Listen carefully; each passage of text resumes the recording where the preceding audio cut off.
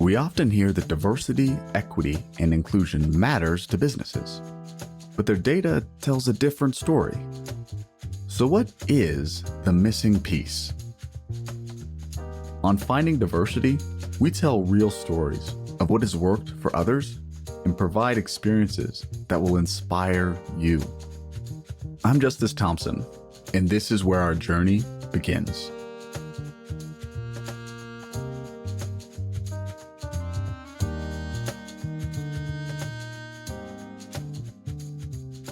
Welcome back to Finding Diversity, the missing piece.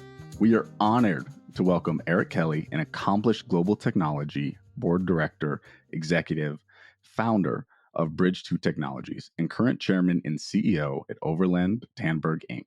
Today, Eric will discuss the urgent need for a system that helps corporations identify diverse partners, board members, and suppliers. I'm your host, Justus Thompson. Let's dive in. Eric, thank you so much for joining me. Justin, it's a pleasure to be here. Thank you. I have to say, Eric, I feel like now I've had a string of guests as of late that when I look at their resumes, I just am floored. And you were one of those people. Like, just looking at your resume, it's amazing the amount of work that you've done. I have to say, I'm super excited for our conversation today, and just want to give you kudos. You've done a lot. Well, Justice, that just means I'm old. I didn't say. Fantastic. Well, there's something we like to do here when we kick off, and that is this Cape U exercise. So it's one thing about your younger self, one thing you like about your culture, or something unique about me. I'll go ahead and start. The one that I'm going to talk about today is something about my younger self, and that is when I was growing up, my family moved to Oklahoma for a short time, and I got to be around my dad's side of the family. I'm mixed. My mom's white, my dad's black. And I got to move to Oklahoma, where a lot of my family is actually from. And it was weird because at the time, I think I was about 15 when I moved out there. But I had never, it was really where I started to be around football. And I remember going to family gatherings and watching Boomer Sooners, OU, play football. And I remember anytime the Boomers were losing, my uncle would have to go in the other room because otherwise he would have a heart attack. So I just remembered. And now that I'm much older, it's funny how those things come about, because now whenever I watch football, I don't really have a Southern accent, but when I'm watching football, that Southern draw comes out quite a bit. And I think it's because of those family gatherings I had in Oklahoma watching football. Some of my fondest memories with my family out there. But that's one thing about my younger self. And now I'll pass it over to you, Eric. Well, about my younger self, probably, what people don't know is, well, I'm a native Californian. Grew up in Oakland, California, which is in and of itself is not that unique. But I ended up being a professional skier. Whoa. And actually playing golf in college. So can you think about a young black kid in Oakland, California, and being the captain of the golf team and being a professional snow skier? So that's probably something that people don't know about my younger self. That is absolutely great. I actually love snowboarding. It's one of my passions. There's actually a snowboard in my screen right here, but it's awesome. I did not know that about you. That's fantastic. But just goes to show you never know. But this is good jumping off point, I think. When we talk about kind of diversity, equity, and inclusion, I think there are a lot of assumptions people make, right? And there's kind of this mystique. And I think a lot of people feel like there's this fog over what it does. And from reading a little bit about you, looking at your resume, there's something I want to talk about, and that's that complexity that seems like this chess game that organizations are playing with diversity, equity, and inclusion. Can you speak to that and help kind of defog this term and what it means in corporate America for our listeners? Sure. I mean, I have a different approach to DE&I. Yeah. My career really was not just in the US, but it was a global career. So I traveled around the world doing business. So whether it was in Singapore, whether it was in the UK, Germany, Japan, etc. And so I came up with this phrase early on, global intellect. And the reason why I came up with global intellect, I remember having an assignment. Our CEO said, we want to expand our business into Europe. And so here in San Jose, the team and I, we drafted this, what we thought was an amazing international business plan. Mm-hmm. So I got over to Scotland to launch it, and it was the worst business plan ever. Oh, no. we had no idea how to do business in Europe. Oh. And so I spent 2 weeks there rewriting the plan, sent it back to my CEO, and he says, Eric, this isn't what we agreed to. I said, well, we had no idea what we were actually doing. And so it started me down this journey of global intellect and inclusiveness. And so I kind of came to the realization that if you know how to do business around the world, you know how to do business in Germany, which is going to be different than how you do business in Japan Mm-hmm. or how you do business in Ghana. And so you start understanding the nuances between cultures, how they do business. And so you bring that back to DE&I. Mm-hmm. If you understand the cultures that you're working with, you really understand the importance and the value of the different cultures, the different nuances, the different ways you look at business, the way you look at how you work with communities, etc. So, I talk about it in terms of global intellect. Okay. And you can drill that down to the city, you can drill that down to the state, because it all has the same premise in terms of understanding the positive of having a global thought leaders around the table. And if you think about this, there's enough studies out there today. McKinsey just came out with one saying that if you have global leaders and global thought leaders in your company, you may have anywhere north of 30% improvement in the productivity and the bottom line of your company. Yeah. So that's really when I think of DEI, I said just step back and bring it up to about 40,000 feet. And if you go over to Germany or you go over to Japan and you understand how they do business, and you bring that same thought process to the US, you really are going to have a good understanding of what DEI is all about and the importance of doing that. That's fantastic. I think one of the things I want to make sure our listeners understand when you say global intellect, if you had to boil that down to a term that I could put on a t-shirt so someone can take this and be like, okay, I'm going to go to my boss and I'm going to tell him, hey, what we need is global intellect. What do they tell them? I would say uniqueness of thought and an openness to be able to communicate. I think that's such a good point. I think openness to communicate is something we don't talk about a lot. And I think you're right. I think the global aspect of diversity, equity, and inclusion is something that isn't talked about enough because I think a lot of times we have a very US centric view of diversity, equity, and inclusion. Of course, every country, like we're saying, has a unique set of characteristics they're dealing with historically, culturally, that they have to deal with.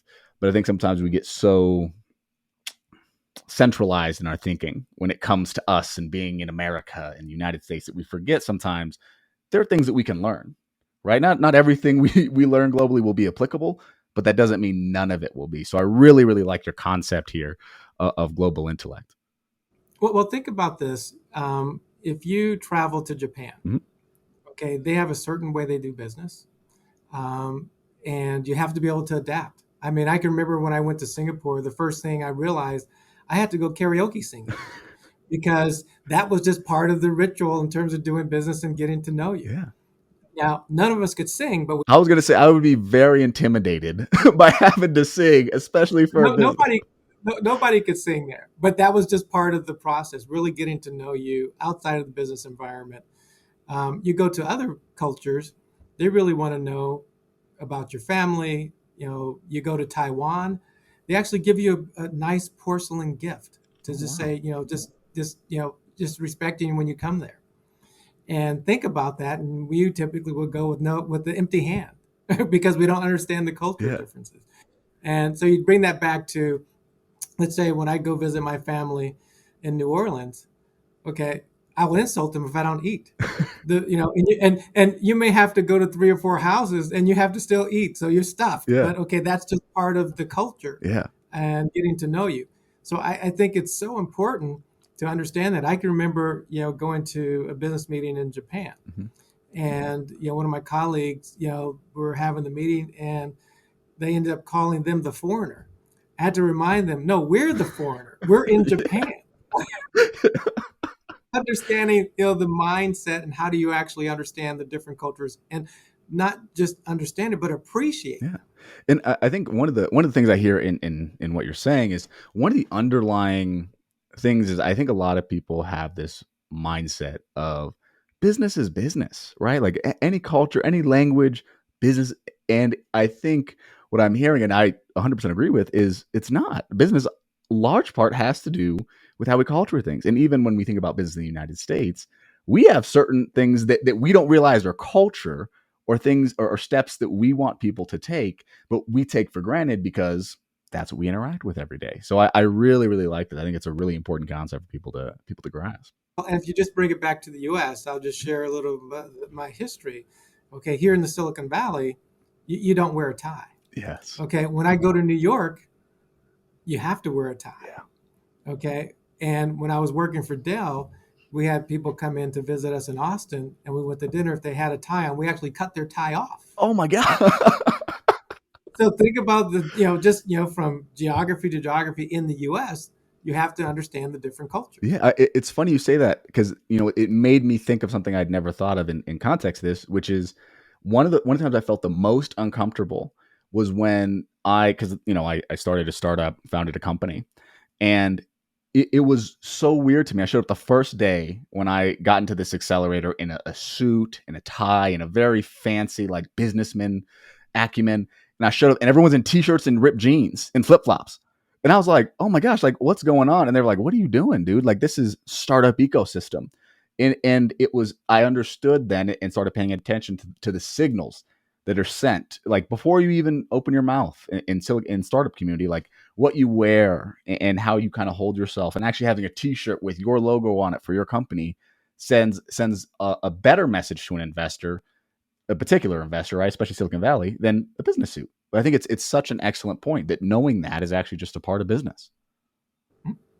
It definitely is. And so you're pretty sure the second day you didn't have the Yeah. The second I threw the suit out, I was like, okay, no suit today. I think I couldn't quite get myself to a t-shirt at that point. So I think I still wore like a polo. It was kind of like a golf attire. I was like, I can't get there quite yet. Now I'm like in sweatshirts when I go places for startup stuff. I'm like, yeah, I've now absorbed that and I'm ready for it. Fantastic. Well, one of the questions you've recently, I don't know if it's recent, but you founded Be Business to Technology. What does that mean? And what is this company? Yep. So it's actually Bridge. Bridge to Technology. Excuse me. And so we coined the phrase B to T. And it really started with the whole thesis around global intellect and Okay. inclusiveness. And what we found out was, one of the companies that actually I was running a public company, and we actually did a management buyout and took it private. And at that point, it became a diverse company. Interesting. And so I needed to understand, what does that all mean about being a diverse company? Yeah. Now, most people will say, Eric, you're a black guy. How do you not know what a diverse company is? I said, well, I understand about my diversity, but what does a diverse company mean? And so I end up bringing a group of people together about how do we actually understand how to move diverse companies forward and be productive, develop generational wealth, etc. And one of the things that came out loud and clear was that there was no technology that actually connected corporations and diverse companies and diverse talent together. And you can think about why that is, because here in Silicon Valley, it's probably, it's less than 5%, black, Latino in the Valley. If you get to the C-suite or board level, it even gets smaller. So that diversity of thought just was never there. And so that's how Bridge to Technology came about, was, okay, we will build the technology if everybody helps us build the ecosystem. And it's just been amazing, since we started this. So tell me more about the technology. So what does it do? From what you've said so far, this is what I've gotten. It seems like it's going to help connect diverse businesses to diverse talent, and help other businesses who may not be diverse work with diverse businesses. Am I following correctly here? Yeah, no, Okay. you're absolutely. That's kind of, I would say, the tip of the iceberg. Gotcha. Right. So one is the connectivity. Some people call it matchmaking, but really doing it on a more professional Gotcha. level. So let's say that I have a diverse company, Bridge the Technologies. You're able to have a profile of who you are. So not only about the company, it has your capability statements, it has about your management team. It really showcases who you are, videos, photos. So think about a platform that actually pulls all that Gotcha. together. I did an interview recently, and I said if LinkedIn and Slack had a baby, this is what it would look like. Very nice. And so you think about just the matchmaking. Now the complexity of what's happening today and around the world is not just the Hmm. matchmaking. So then there's resources. So there's a whole module on resources, and that means mentorship, sponsors, access to Yeah. capital. That's one of the biggest issues. Is you finally get that order from the Fortune 50 Yeah. company, and they say we want to give you a $10 million order to buy furniture or to buy computers. Well, you don't have the working Yeah. capital to go do it. So access to capital intentionally designed for to scale um, diverse and small businesses. I I love that. I want to zoom on the capital there because I think for me, when I hear capital as a founder in the startup space, I think of venture capital, right? Which, right, we know less than 1% of all venture capital goes to black and brown folks, even less of that to women, right? So when we talk about capital, what capital are you speaking about? Is it same venture capital or is it something different for founders? Across the spectrum. Okay. So, but there, whether it's angel investors, whether it's venture capital, whether it's private equities, or even the big banks providing debt. So you have that spectrum depending on the life cycle of where your company is. Now, there's companies that actually have impact funds, which means they're looking for diverse founders and diverse Yeah. companies, but they can't find them. How do you go find them, right? And then you have the startups like the one that you started. I'm ready to raise capital. How do I go find the venture funds and the angel funds that actually are focused on diverse founders? It's such a chicken before the egg. Like I can see how this platform would be so helpful for founders because it is such a chicken before the egg. I talk to founders all the time, and I think one of the biggest things is like, okay, I have Facebook on the line, and they're ready to sign a deal. I can't execute this if I don't have the money. I can't even submit the security requirements that they're going to require for me to do it. So you go to the investor and you're like, hey, investor, like I'm ready. I have Facebook on the line. I should sign. Like, okay, once you sign Facebook, come back to me. It's like by the time I come back to you, it's going to be too late. And I feel like the sentiment I've gotten from founders, they feel like they're on this Ferris wheel of constantly doing all the work, but just being spun up in all these different directions. So speak to that and how like you see that and how this is going to help those founders stop being on that wheel. So absolutely. So one of the sections of the platform is a financial Mm-hmm. services section. So you actually build that relationship before you actually get the That's deal. fantastic. And so that's part of it. You talk to any of the VCs, you talk to any of the angel investors, the banks. It says build that relationship first. That's easy said than done because I don't even know where to Yeah. find you, right? So now you start building the relationship, just like you would use a LinkedIn. You're building that relationship, or you're building any type of community um, platform. You're building that relationship, and you have to be able to have real meaningful conversation. Say, look, I'm pretty close to getting that deal with Mm-hmm. Facebook. Okay, I'm looking for working capital. So you start bridging that digital. I call that bridging that digital divide Yeah. early on. Other thing you'll be surprised is those investors can't find the Yeah. startups. So they have money. How do they Yeah. find you? They go to Google, they go to seminars, they go to conferences. That's old school, right? You got to use Yeah. technology because it could be anywhere around the world. You could be in London and they can't fly to see you, they can't go to the conference. So it really connects all of them on a digital platform. The thing that I've found is a lack of standardization in the VC field, or at least the early stage. It's a lot about, it seems like there's touch points. Like we have touch points with investors, people have touch points, and then things seem to be going well, but things fall off for one or another reason, which is fine. That's how this works. Nobody's feelings hurt. But I think where founders are starting to get frustrated, it sounds like your platform really kind of fits this gap, is there's never criteria because then you see them invest in another company that may even be earlier stage than you and less signals, and it's frustrating. And I think when you see statistics come out that are less than 2% of all founders of color receive capital, it starts to feel like, well, you can find me. I was in front of a investor, right? I was in front of a investor. They chose no, and they chose to invest in another company that may be earlier. So I think that level of accountability or standardization is really what this space is missing. And I think founders are beginning to be frustrated. Well, I mean, if you think about it, I mean, you can use whatever stat you want. They're all Mhm. relatively the same. You can say, there's a stat that I was just looking at. 92% of all the funding, $150 billion go to all white male investors. Yeah. Okay. And by the way, if you kind of double click on that, and they went to 10 universities. That's it. So you start, so Yeah. that other 8%, goes to the rest. Part of it is, if you look at the kind of the history, well, where did that venture capital, managing director go? He probably went to one of those universities. Well, where is the network that he's developed? He developed it at the country club. Okay, so you start thinking about, they go to, who they know, who they trust, and so this technology is a way to level the playing field. Yeah, it reminds me of global intellect, right?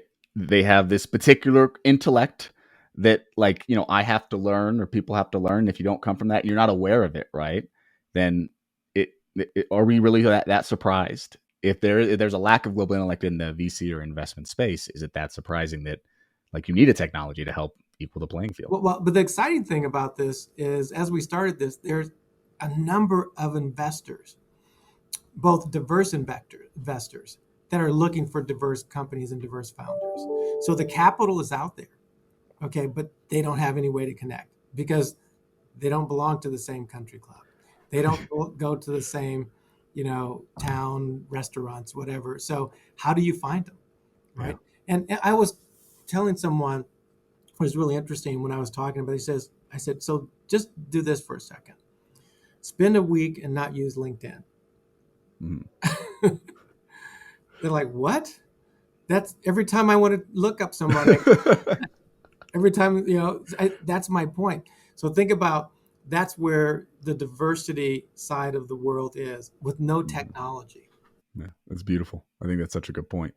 It does make me wonder, when we talk about, so to bring kind of back to companies that are looking to, we're going to leave the VC side alone for a minute. When we talk about these companies that are looking to create more inclusive companies, looking to increase their global intellect, what is your recommendation and what are the biggest challenges they're facing?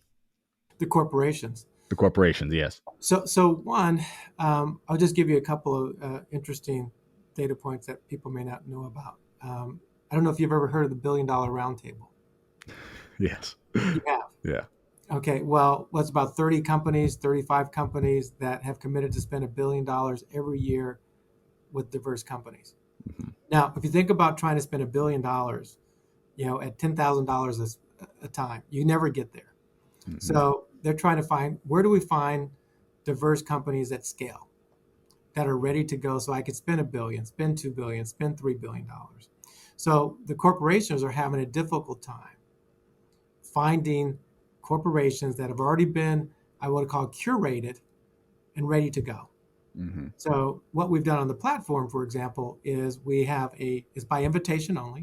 Mm-hmm. So either the corporations can say, here's companies I've worked with that I think are ready to go work with other corporations. And then you have the certification bodies, whether it's, WeBank for women-owned companies, et cetera, that they actually have some of their top tier diverse companies that they recommend.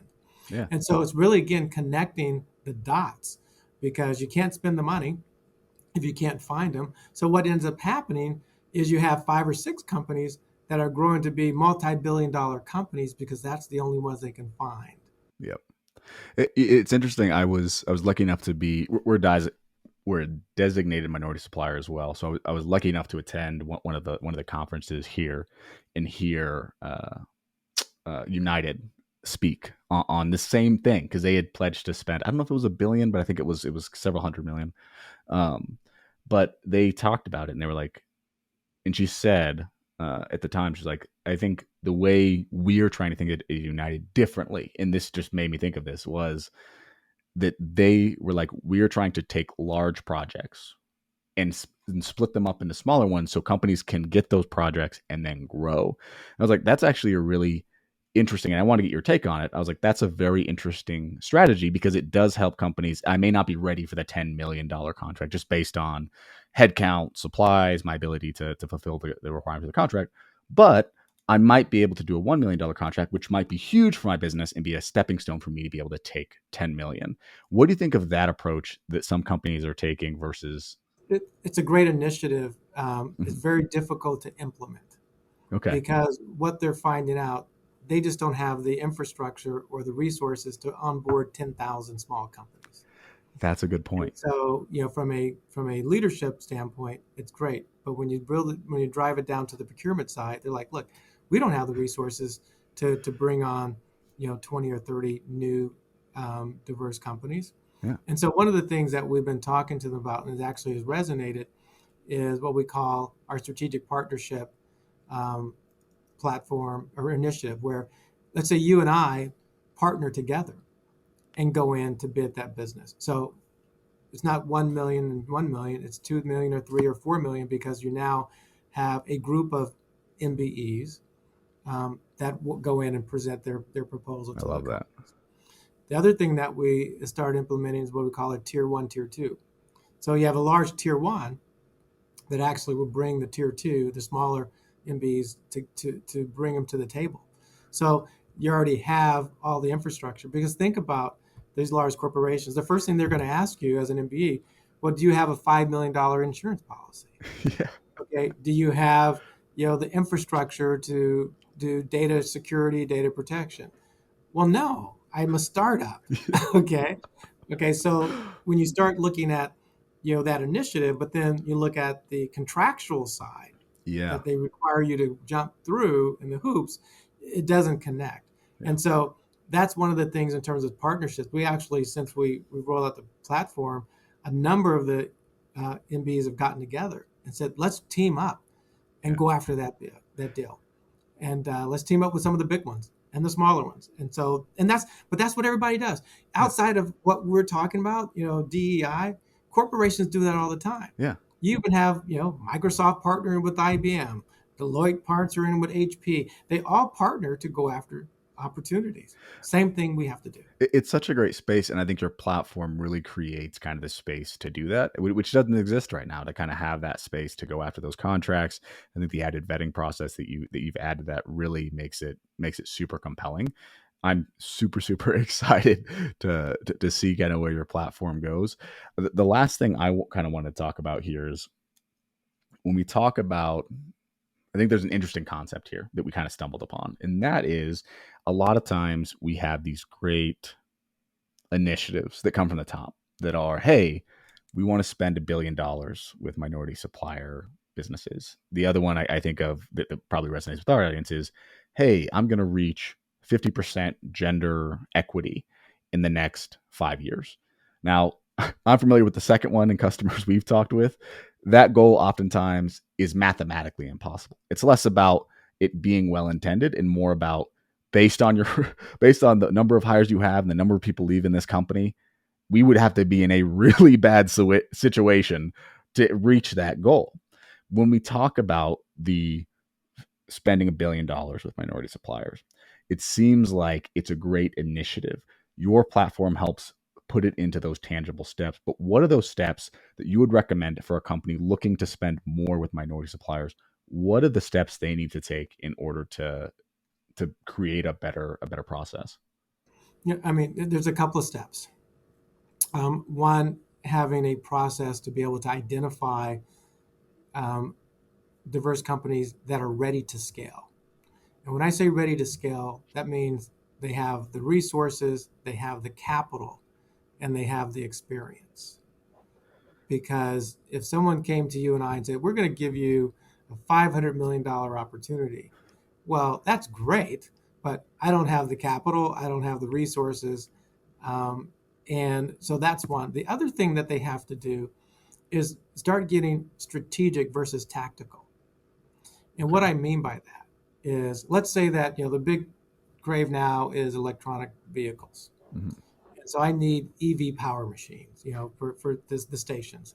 Well, if they came to you and I and said, over the next 3 to 5 years, we want to deploy 3,000 power stations throughout the West Coast or the East Coast, and now they want to partner with you to get you ready to be able to to do that business.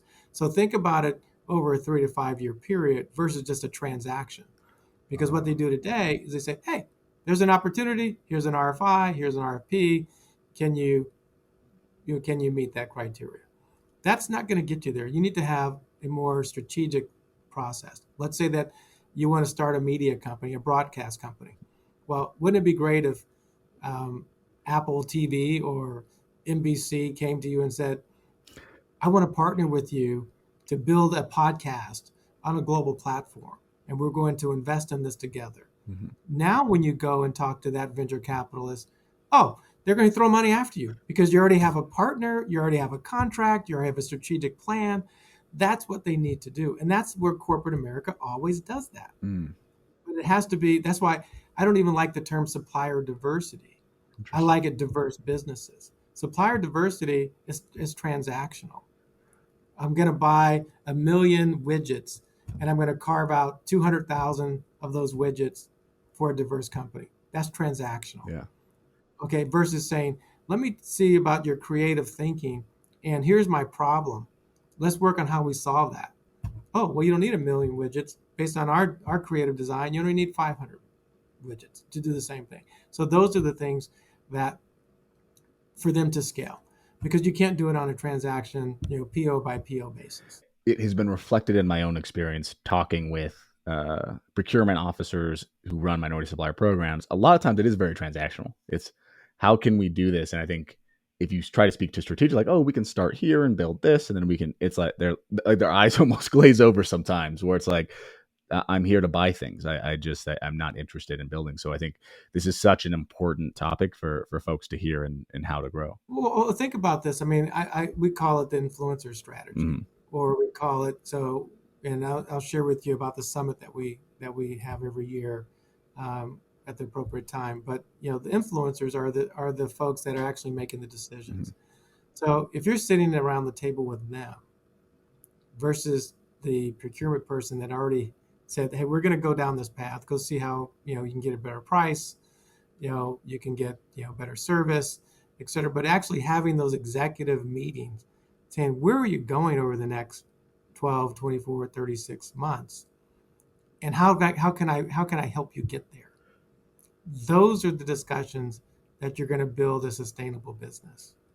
Well, just so you know, Eric, I'm taking notes, and I will be I will be using that in my own business. Once again, thank you so much. It's time for our closing question. I hope you're ready.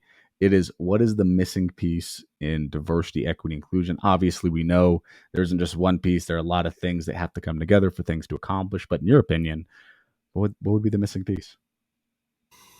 I think there's a couple of missing pieces. So I'll try to just be pretty precise. The first one is at the corporate level, have a diverse leadership team. And because that's both at the C-suite and the board level. Mm-hmm. Because by doing that, you're going to have the diversity of thought. You're going to have a different lens in terms of how you're going to move your company. So that's number one, is just that leadership team has to be diverse. Number two is have those strategic conversations with companies as a trusted partner, not as a transaction. So I'm looking for a number of trusted partners, and that could be from a podcast to a restaurant to a hotel. It doesn't matter, but having those strategic conversations, just like you do with any other partner that you have. And when you think about that, that's going to change the landscape in terms of how you actually close the economic divide.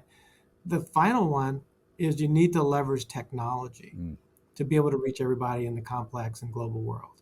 So if you think about, when you think about global intellect, I need to be able to find a diverse company anywhere around the world without leaving my chair. Okay. And that's gonna get us there. Yeah. So think about, if we talk about 4 or 5 years from now, we're going to be talking about the metaverse. And they're going to want to be able to find a diverse company that has a manufacturing facility in Ghana. And I want to be able to visit that facility and not have to travel. So we're going to get further and further behind if we're not being part of the new technology wave that's happening. So to me, it's a complex answer. I know is a very precise question. No, it's a simple question with a complex answer. I think that as the best questions are, I think, and I think you hit the nail on the head. It's never just one. It's a combination of a multitude in different degrees. So I think that was fantastic. Eric, thanks again so much for being here. Before we jump, are there anything you want to tell our listeners, anything you got coming up, or where can they find you? Yeah, so I would like to share you. We have an annual conference that we give called the Global Intellect Summit. And we actually have it in New York in June, and we actually do it at the NASDAQ. So we actually ring the NASDAQ bell, and then we have a full day summit. And we talk about strategic partnerships. We talk about access to capital. We have panels on mergers and acquisitions and IPOs. And then we highlight what we call trailblazers.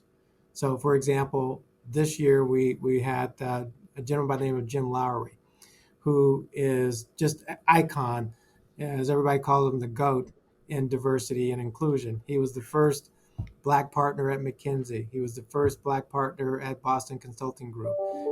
He's written 2 books, one called The Change Agent. Oh, The year yeah. before that was Susan Taylor from Essence Magazine. She got the award. Okay, and so what we do is we have a full day starting at 7:30. We end it at 10 p.m. talking about those issues and how do we actually address them over the next 365 days. So we come up with what we call these big ideas. And I'll just share one with you. One is, how do we build the next billion-dollar diverse company? How do we take the next diverse company public? Those are the big ideas, and that can go on. We have about 5 or 6 of them, but that's where you can find us. I mean, obviously our website, theb2t.com, and you'll see, the big ideas. You'll see the videos of what happens at our event. And, it'll be our 4th annual event at the NASDAQ. We try to cap it at about 120 people. We exceeded that a little bit. We went to about 150, but we want to keep it very tight in terms of size. But it's all the C-suite, board members, leaders in their industry, universities, presidents from HBCUs. It's a cross segment of the leaders around the world and across different industries to be able to have their input in terms of how do we actually solve this problem. Well, Eric, fantastic. Thank you for that. Any final thought? Where can people find you if they love the way you're talking? Just like I love this conversation. How can they get more of your wisdom? Just send something to info@b2t.com and it will come to me. Fantastic. Well, once again, thank you everyone for listening. This has been Finding Diversity, the Missing Piece, and we'll see you guys next time.